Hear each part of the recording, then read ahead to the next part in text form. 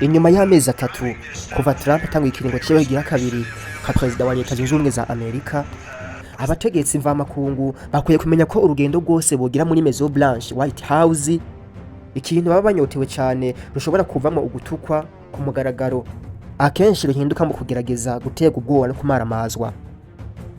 Umubonano wiwe ejo kuwa gatatu na President Cyril Ramaphosa wa Afrika Yepfo yari muri iyo nzira, aho yarondeye kumuta mu mutego, amatara banje kuzimwa, hanyuma hakerekanwa video ndende hamwe n'ibirundo vy'ibihimba vy'impapuro z'ibinyamakuru imbere y'amateleviziyo.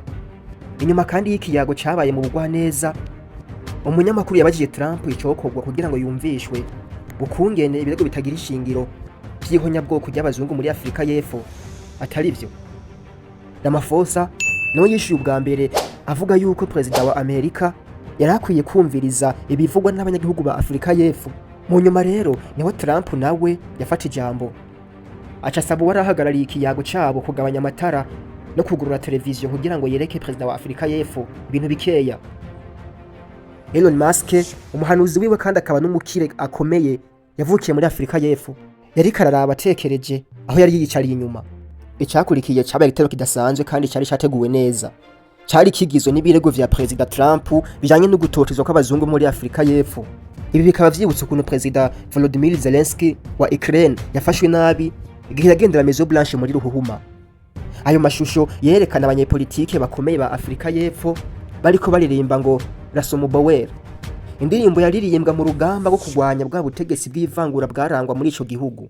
Trump no muntu akunze kuba atabona gize ibinyamakuru, yasa n'uwararyohewe cyane igihe aya mashusho atazi aho yavuye yari karerekanwa. Abajijwe ahimva zivuga ko ari iz'abarinyi b'abazungu ahariho, yishuye mu majambo make ngo ni muri Afrika Yepfo. Iyo ndongozi ya Amerika kandi yasa niyemera yuko abategetsi ba politike baboneka muri iyo video ntibari no mu nama shikiranganje ya Afrika Yepfo. Nubwo Ramaphosa yateye igikumu ku nteguro y'iteko riteje impari ritanga uburenganzira bwo gufata amatongo atandishi tanzwe hari mu ntango z'uno mwaka, iri tegeko ntirirashirwa mu bikorwa. Eka mbere na Afrika Yepfo yari yitandukanije ku mugaragaro n'amajambo avugwa muri iyo video. Ariko ino nshuti nkuru y'uwari umukuru w'igihugu ca Afrika Yepfo Nelson Mandela, akaba kandi ariwe yamuserukira mu biganiro vyafashije kurangiza iyi ntwaro y'ivangura y'inkehwa z'abazungu muri ico gihugu, yagiye muri uwo mubonano yiteguye. Rimwe na rimwe Trump asa n'ubutabona neza uburyo bugaragara bw'ukungena abategetsi mvamahanga bagerageza kumuryoshya, kandi ico cabaye kimwe mu biri mu mikenyuro ya Afrika Yepfo. Nivyo Trump arakunda cyane urukino rwa golf, ariko amayeri ya Ramaphosa yo kwitwaza abakinyi ba golf babiri bakomeye cyane mu gihugu mu nama yerekeye ibibazo vy'imigenderanire n'ivy'ubudandaji vyatumye umuntu wese yaraho yarabonye umunezero Trump yari afise wo kwakira abazungu babiri bo muri Afrika Yepfo bakina golf. Aba bakinyi ba golf bari kumwe n'umushikiranganje w'uburimyi, umuzungu ava mu batavuga rumwe n'umuganga uri ku butegetsi. Trump yagumye agaruka ku kibazo gihanze aba barimyi, mbere akaba amaze kwakira abaharugwa muri mirongo nk'impunzi muri Amerika.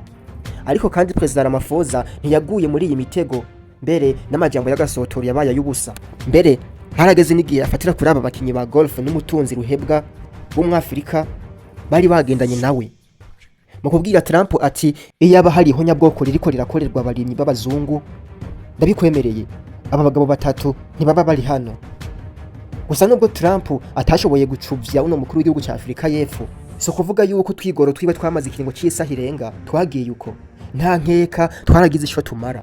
Uno mukenyuro mu bijanye n'imigenderanire ntiwerekeye gusa umushitsi wa Maison Blanche, ahubwo ugenewe cyane cyane abanyagihugu hagati muri Amerika. Igihambaye mu mugambi wa Trump wa Make America Great Again, twogereranya mu Kirundi nasubiza Amerika ububasha bwayo no kubandanya ashira habone ibibazo biraje ishinga abanyagihugu. Kandi President Trump arazi cy'abanywanyi biwe bashaka, nimba abategetsi mvamahanga bamwe bamwe bariko baramenya ingene baca muri iyi mitego yiwe ataco babaye. Trump bishobora kumubera ngombwa guhindura gatoyi umukenyuro kugira ngo abandanye agera ku ntego ziwe. Kora sabone kuri Sharif TV naho ubutaha.